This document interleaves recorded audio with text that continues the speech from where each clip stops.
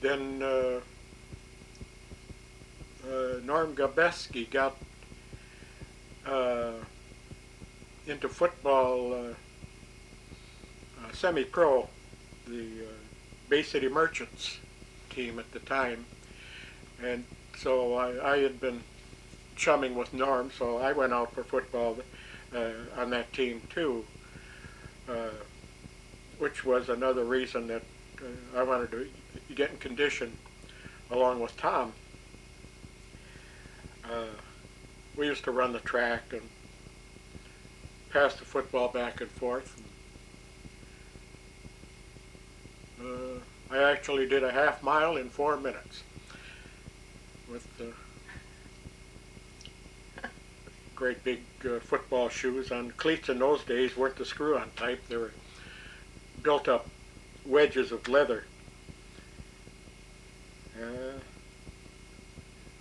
But then, oh yeah, the academy. From then, You got that through the Boy Scouts, didn't you, when you no, joined the job came open there, and Tom was approached first, but he couldn't take it because he's going back to school. So he told me about it, so I went over there to see about it. I started going over there after school every day. And as much as I was on the milk route yet, I was all through about noon or 1 o'clock. So it was just a natural. The job at the Holy Rosary Academy,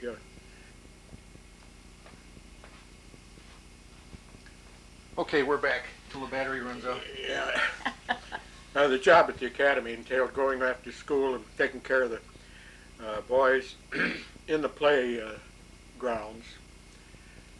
They ran from the 1st grade through the 8th grade.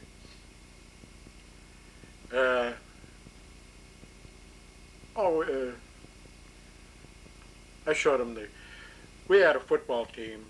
They got the fundamentals and used to play other parochial schools, grade school teams. You were still working there when we got married. Yeah. Well, now this was a paying job, right? Yes. I always thought it was just something you volunteered to do. Well, no, it was $5 a week, $1 a day for after school, and I also initiated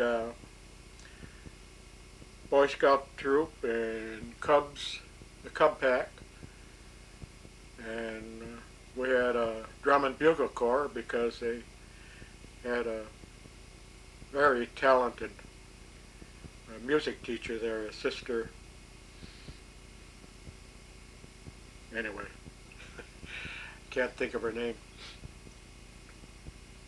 And then Saturdays, I was the real volunteer. I didn't get any pay for that. I used to take the boys on hikes, either out to the middle grounds or occasionally out to the old Boy Scout camp on the Caucallin River, out Boy Scout Road. The camp was at the end of Boy Scout Road. It's a subdivision like now with Yeah, it's all developed out there Yeah. now. developed, classy homes. Yeah. You would hike out there from Holy Rosary? Yeah, About, what would that be, about 5 miles, 6 miles? 7 miles. 7 miles? One of the requirements for first class Boy Scout was a 14-mile hike, so that was just a good distance away. They've reduced that now, I think. Yeah, I I think so. I made first class with a 5-mile hike. Yeah, we used to do that.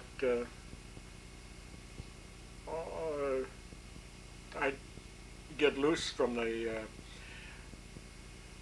milk route, maybe about 12 o'clock. Kids would be all ready to go, and away we'd go. And Sisters Cook were glad supper. to get rid of the boys for the day. yeah, sometimes she'd get somebody to take her out in a car. She'd bring the meal out, or other times the boys would pass their cooking test for Merit badges? merit badges, and well, in the class, I think they had to be able to cook for second class scout. Then we'd hike back, get back just about dusk. But then walking was the normal way of getting from point A to point B, Yeah. so it wasn't too bad.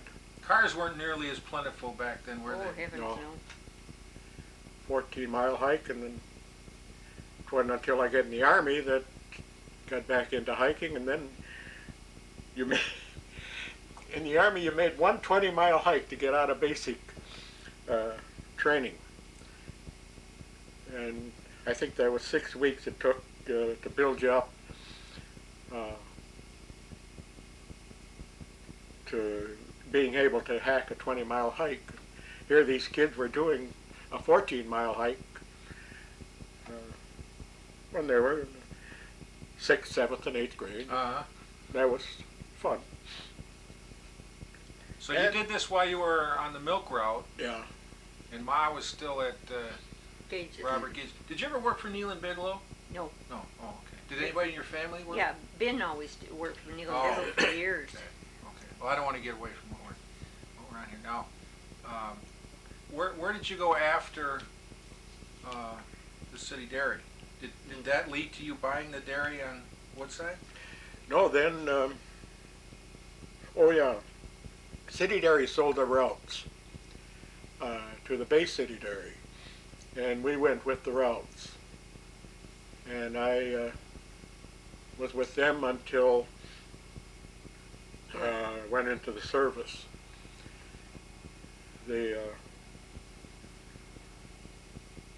I went into service then in 42, January of 42. After 2 months after Jimmy was born. I had gotten deferments, 2 or 3 of them, but I couldn't get any more after that. After I got deferments, first of all, because Of your own family. yeah, see, they had a classification.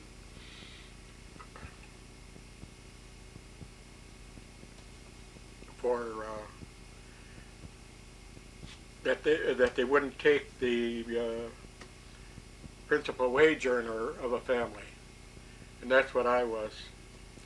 Yeah, just to get up to date on that point, your dad had died when you were like a freshman in high school, or you were 14, and then after high school you went to work, Yeah. and you were still living at home, but you were essentially supporting the family on, Yes. on your $14 a day or a week or $22 a week. Uh-huh. See, we had, there were 7 of us kids, and Grandma, or my mother, and she did sewing. She was a seamstress, and she was able to keep us all in school through high school. And of course, immediately after I got out of high school, I went to the City Dairy at the $5 a week job. I never, the only further education I had was at business college. The only reason I went there, is because Virginia, my sister, she had contracted tuberculosis when she was in high school. And after she had gone through tuberculosis sanitarium in Howell, she was there for over a year. She came back home then, and she was provided with a scholarship to at that time, business college. But then she got a job the Bay City Bank, and she didn't finish her business course at the business college. So I went over and asked them if I couldn't finish out what she didn't use of that scholarship, and they agreed. It was all right. So I did that nights, 2 nights a week. Went, and that's where I got my bookkeeping background. At Bay Typing. At Bay City Bay Business City College? College, yeah. I had some typing and bookkeeping. Tried shorthand, but I never could hack it. But then the tuition ran out, so that was the end of my college education. Yeah. Well, where did you go after the milk route then? Oh, the milk. Yeah, well, yeah. After I came back from service, I was in service total of 35 months. 27 of them overseas in North Africa, Italy, and then on into Austria, and we ended up in Vienna. The war ended shortly before that. And then on the way home, we came home through Germany and France, shipping back out of Marseille by boat. There was all troops being transported en masse by plane then. It was all transports, which were cruise liners, or on the way home they converted some of the Liberty ships and Victory ships, which were cargo carriers, to troops, a troop carrier. I came home on one of those Victory ships, and it was in December, and it was stormy all the way.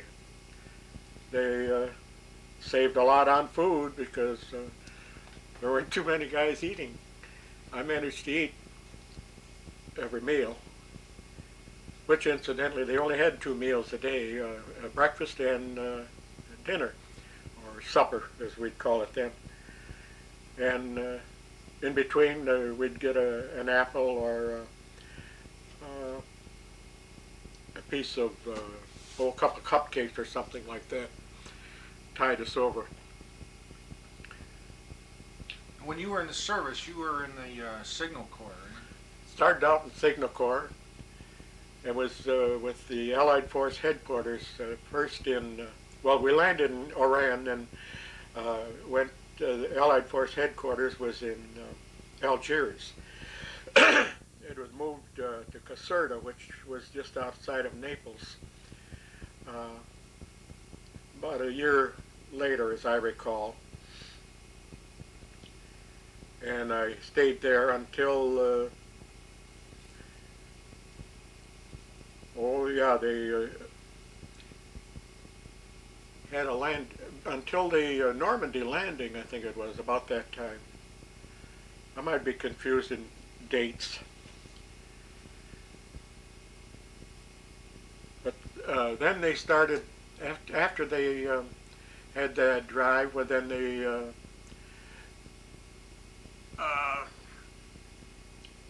started, they were working the Pincher through France and up through Italy.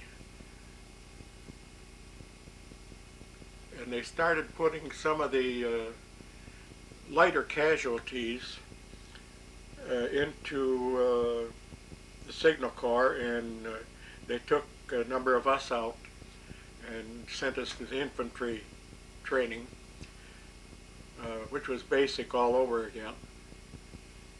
And then But you were still in Europe while I was still in Italy at that time. We actually trained outside of Rome, in in the site of what was to be the '44 Olympics. It was a beautiful place, all white marble. However, then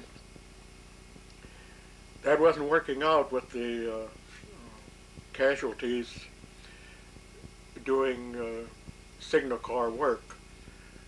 Some of them were little, what they used to call it, shell shock.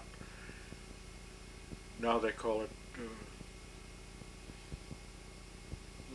battle fatigue or something. Well, like they that. went through battle fatigue, and now after Vietnam, it was called delayed Yeah. delayed something syndrome, delayed trauma syndrome or something like that. Traumatic stress disorder was another one. Yeah. So anyway, they called us back into the Signal Corps, and it was at that time that I moved up to Milan, and they were still fighting parts of Milan. The partisans were active then, and but we set up a advance headquarters in a hotel there. Now, when you say headquarters, this was Allied Force. yeah, that was Eisenhower's headquarters, Mhm. right? Yeah. See, they had. Well, he was in Clark's headquarters in Africa. Clark Yeah, was General ahead. Mark Clark.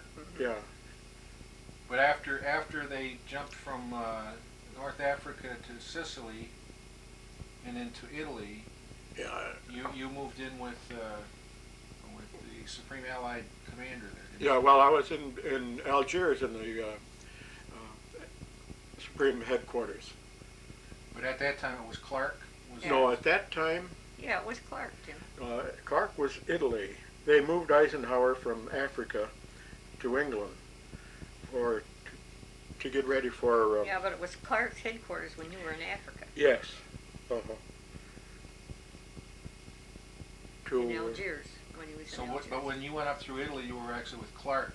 Yes. Uh-huh. And then once you got into Belgium, No, we didn't get to Belgium. I thought you were in Belgium. Austria. Austria? Okay. Well, there were a number of other generals in charge then. But see, they used to have Allied headquarters, and then there was a rear headquarters, and then advanced. And in Milan, there was an advanced headquarters. And then we were moved up to Salzburg, went by truck then over the Alps. And Salzburg is in Austria. Austria. Okay. And we set up a headquarters there, which was also an advance. And then after Salzburg, we moved into Vienna, where we met the Russians. They divided Vienna into 3 sectors, American, British, and Russian. By the time you got to Vienna, the war was over. Oh yeah, it was over before we went to Milan, Yeah, in the amphitheater. right. Well, where were you when the war actually ended, when they finally took Berlin?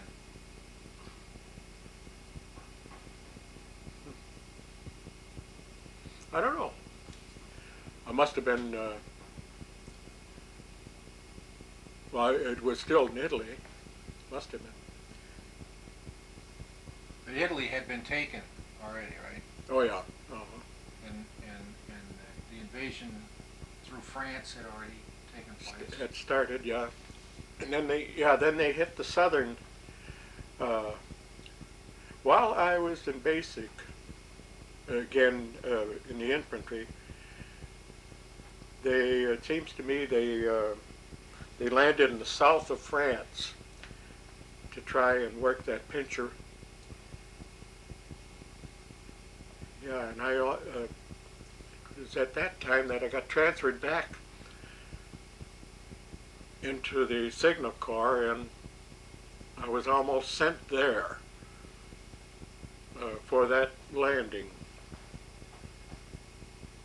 But for some reason, I was sent to Milan. But when you landed in Milan, there was no more fighting in Italy. They were just Well, about just- through. Yeah, in Milan there was. Yeah. But I mean, Yeah, we were, they had taken over again. I mean, our side had. Yeah. Well, what exactly was your job? I mean, did you? Well, it started as what they called messenger in the headquarters. You took. See, all the messages from all the front came. Not all of them. Most of them came into the headquarters, and that was because nobody else knew exactly where other units were. And the messengers would take the message from the American headquarters to the British or the French, or we even had Brazilian and all the others. But then I got on what they called a service desk. Messages that got lost were always sent into headquarters to get straightened out, and the service desk got those. And actually, the job called for a sergeant, but we had so many sergeants and lieutenants, captains, and generals, and colonels, and everything in there that there was just no chance for getting boosted up even to private first class. Table of organization just didn't allow it. So anyway, these lost messages would come in, and we'd have to track down who sent it and where they wanted to go. Well, sometimes you'd spend a full day, and sometimes it'd run longer than that on one message, because one thing about it, the message always had to go through, even if the receiving party just looked at it and say, hell, we took care of this last week or 2 days ago or something like that. But they all had to be accounted for. And that was the job I had until we started, I got back out of the infantry into Signal Corps then, again, and I actually, in moving, when we were moving from one place to another, I practically ran the message center, because there was usually just one lieutenant, and he may have come from artillery or any one of the other units. Didn't know anything about message center, and we'd have all the sergeants and master sergeants and all that, and they came from all branches. So it fell down to the lowly private to set up the procedure in the headquarters, and there was about 3 of us that actually knew message center work. And then we'd move on to finally, sometimes we used to work on the road. They'd just park on the side of the road. They had trucks that had radio, and they'd run wire for teletype. Most messages during the war went teletype. Didn't use radio too much. It's too slow.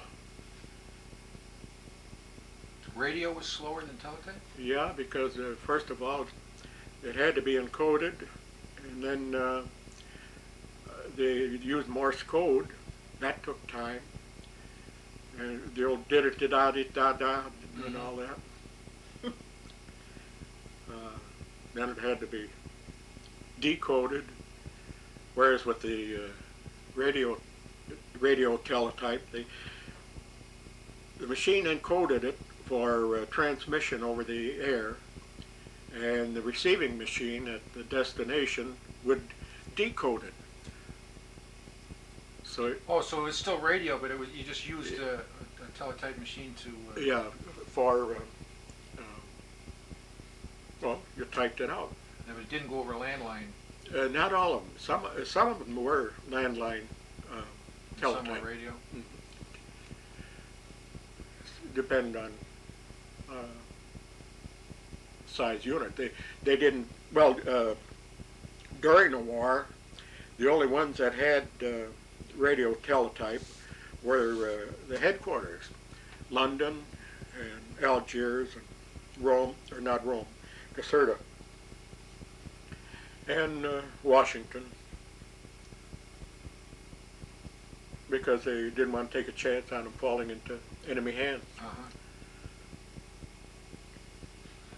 But Mom, what were you doing all this time Just- during the war? Just raising Jimmy, I guess. Now you guys, we got to catch up here. You guys, you were working at Robert Gage, and you were working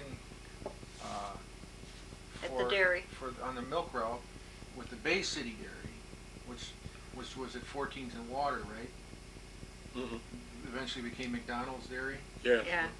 and then you got drafted, Mm-hmm. and that was in what year?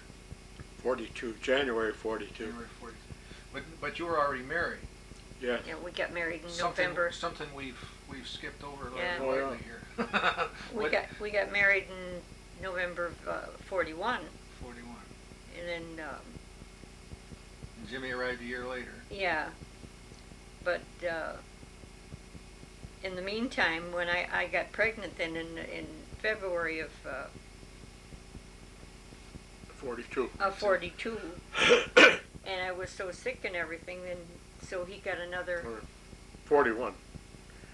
No, You You got married in 40, you were pregnant no, we got married in 41, Jimmy was born in 42. right?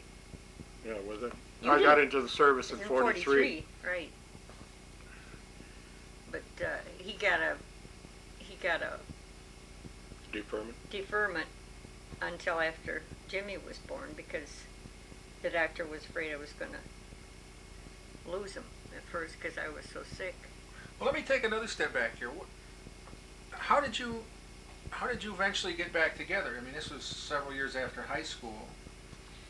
Well, not several. Class reunion. Yeah, the class reunion That was first, 5 years. and then well, I didn't do too much in between. When I was working at the Robert Gage, I had a date with one fella for a few times, but that never. What was that? A fellow by the name of Jim Cole. But Nobody we know. no. Okay. So then you go back to the high school reunion, Yeah, and you run into each other there. yeah. And then a couple of times he came by the office on his milk truck. Then we started to date. When did you get your first car? Mm. It must have been in about 37, 36, 37. What kind of a car was it? Chevy, 4-door, $600. What year? I just can't. It was a 37, yeah, I think it was a 37 or 38. Oh, so a new car. Oh yeah, brand Brand new new. car. And it was heavy. Boy, they were made then, I'm Oh, telling yeah. you. Yeah. They put metal in the bodies. Yeah. Yeah. And so then, well, we kept dating and Then the war came. yeah. That expedited things. So the war arrived in you In 41.